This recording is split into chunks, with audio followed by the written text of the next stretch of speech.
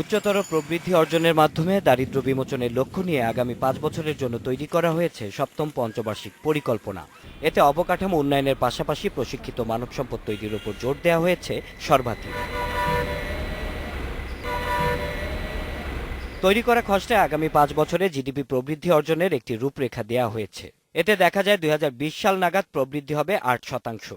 এর জন্য বেসরকারি খাতে 32.2% বিনিয়োগ আনারও লক্ষ্য দেওয়া হয়েছে। তবে মাথায় রাখা হয়েছে বিশ্বমন্দা আর রাজনৈতিক অস্থিরতার বিষয়গুলোকে।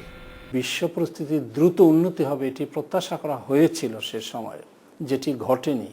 তো সে কারণেই আমরা এখনকার পারিপার্শ্বিকতা, বিশ্ব পরিস্থিতি, পণ্য মূল্য, দেশজ পরিস্থিতি, বিনিয়োগের পরিস্থিতি, পাবলিক প্রাইভেট পার্টনারশিপের পরিস্থিতি সব মিলিয়ে এবার যা লক্ষ্য আমরা স্থির করেছি সেটা অর্জন হবে।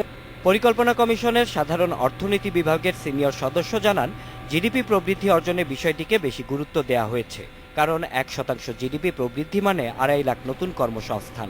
সে হিসেবে 5 বছরে 1.5 কোটির মতো কাজের সুযোগ তৈরির পরিকল্পনা আছে সরকারের।